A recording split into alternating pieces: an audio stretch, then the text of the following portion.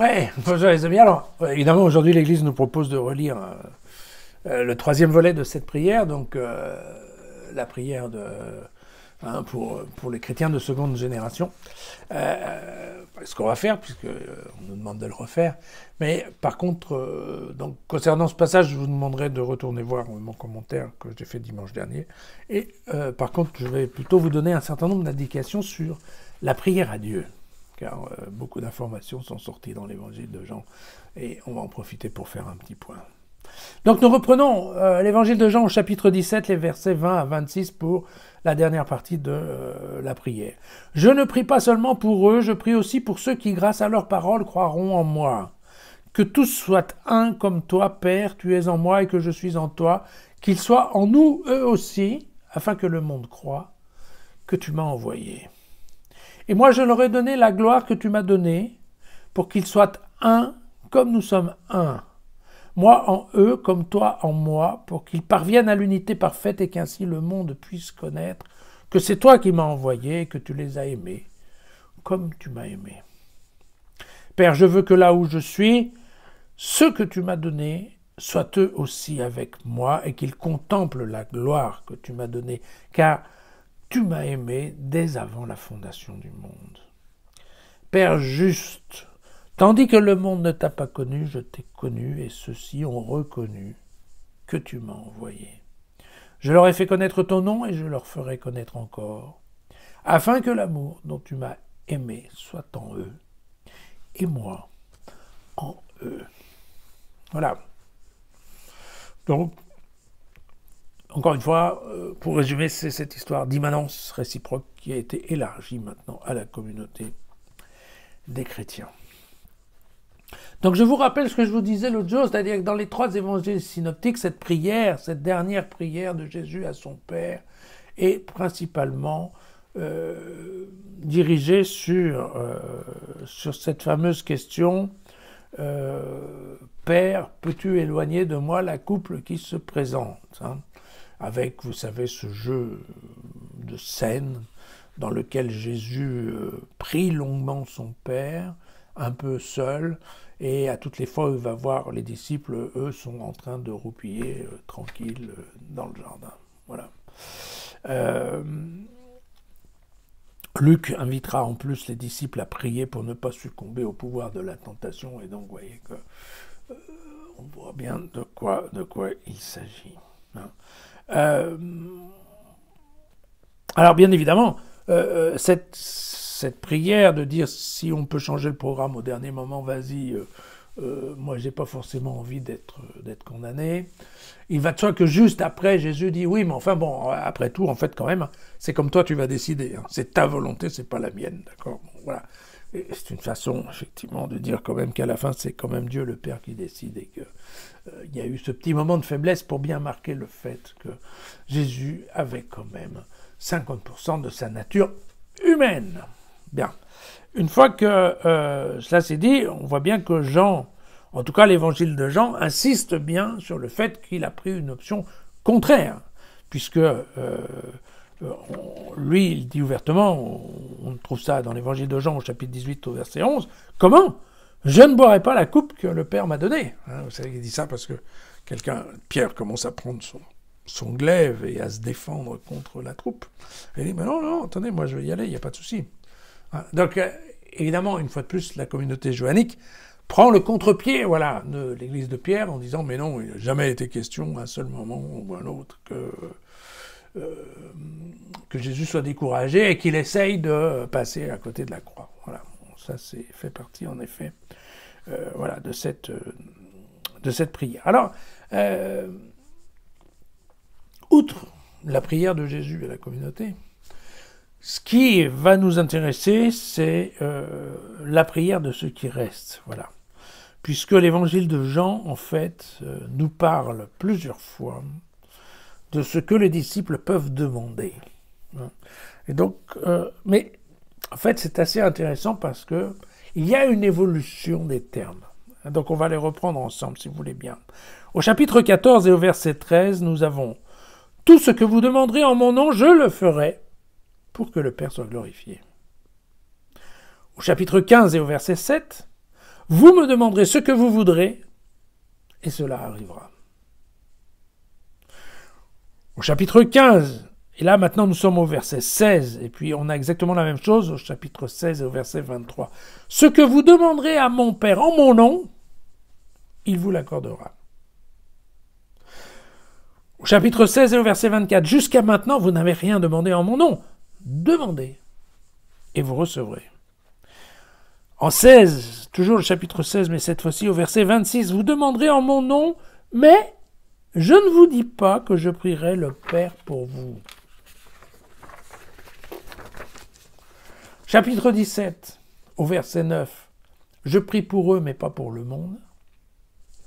Et puis au verset 20, je ne prie pas seulement pour eux. Alors, évidemment, pareil confus. Si on regarde du côté des synoptiques, nous avons chez Marc au chapitre 11 au verset 24, tout ce que vous demanderez en priant, croyez que vous l'avez reçu et cela vous sera accordé.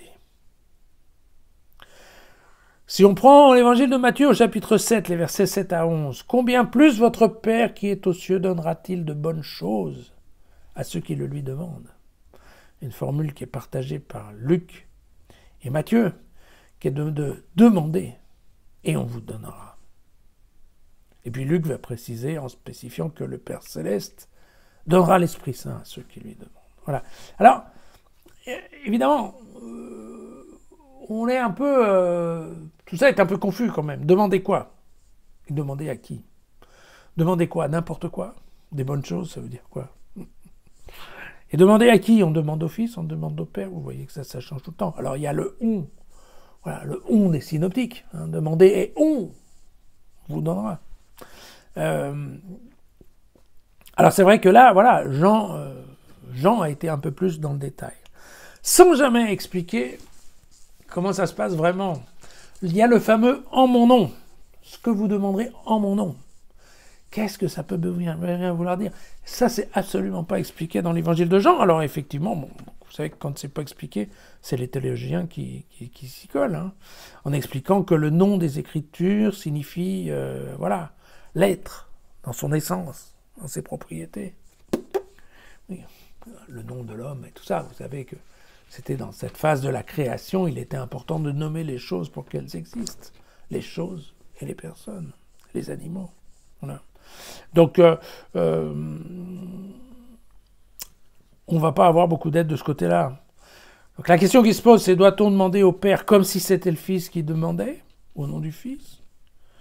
Ou ce qui veut dire qu'en son absence, voilà, on aurait, globalement, on aurait une procuration de la part du Fils pour demander les choses au Père? Est-ce que c'est au nom de ce que nous a enseigné le Fils? Voilà. Est-ce que c'est la manière d'exprimer que notre volonté est en fait identique à celle du Fils? Parce que, vous voyez, dans cette série de Jean, là, des versets qu'on a lus, vous voyez bien qu'au premier au 14-13, c'est Jésus lui-même qui va s'occuper que ça se réalise. Mais après, vous voyez qu'à partir du chapitre 15-16, en 15-16, c'est déjà le Père qui va accorder, c'est plus le Fils. Et puis, après, en 16-26, vous savez bien, Jésus dit qu'il n'interviendra pas, quasiment. Je ne prierai pas pour vous. On est un peu largué. Voilà. En fait, je crois que ce que Jean cherche à nous dire, c'est que une fois que l'immanence réciproque du Père et du Fils lie maintenant le groupe des disciples, alors effectivement, il n'y a plus besoin de Jésus comme intermédiaire. Donc évidemment, c'est ça l'idée. Quand Jésus était là, les disciples parlaient avec Jésus. Est-ce qu'ils priaient Jésus? Ben oui, probablement, en disant, voilà... Ben, vous vous souvenez, il y a quand même des situations typiques, comme la multiplication des pains, ou des choses comme ça, où voilà, il y a en effet... on demande à Jésus voilà, d'intercéder, ou ce qu'il en pense. Hein. Voilà. Mais une fois que Jésus ne va plus être là, va bien falloir qu'on fasse autrement. Et le faire autrement, c'est demander directement au Père, mais au nom de Jésus. Bon, ce que ça veut dire surtout, c'est demander au Père, et si ça reste dans l'intérêt du Père, parce que n'oublions pas que c'est ta volonté soit faite, d'accord? Et probablement le « en mon nom » signifie cela aussi, c'est-à-dire que il faudrait quand même que ça soit compatible avec voilà, les désirs ou les envies de Jésus. eh bien, à ce moment-là, ça se réalisera. Voilà. Je pense que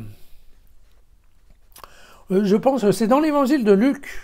En fait, c'est Luc qui nous donne la meilleure des clés pour comprendre l'histoire de la prière. Pourquoi? Parce que la clé, c'est l'esprit, en fait. Hein, voilà. Et quand on doit prier le Père, c'est pour lui demander de l'esprit. Alors, ou c'est l'esprit pour nous, ou c'est l'esprit pour d'autres, vous voyez, mais j'aurais tendance à dire, voilà, quand on va passer un examen, il ne sert à rien de prier le Père pour avoir une bonne note, il vaut mieux prier le Père pour qu'il nous envoie l'esprit, qu'on soit suffisamment malin pour travailler comme il faut avant l'examen. Ça oui, ça a du sens.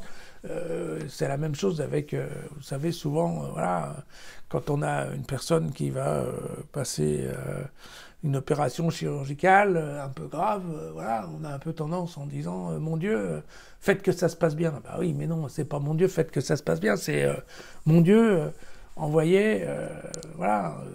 Envoyer du courage à celui qui va passer sur le billard, envoyer de la patience et de la compréhension à ceux qui attendent dans la salle d'attente, et puis envoyer de l'énergie et du sérieux aux chirurgiens, quoi. Faut pas qu'ils fassent la fête le soir et qu'en fait ça se passe bien, que tout se passe pour le mieux, mais il faut quand même pas, voilà, sinon on est dans le miracle. On peut aussi demander les miracles, mais ça, c'est un peu une autre foi. Une autre foi chrétienne.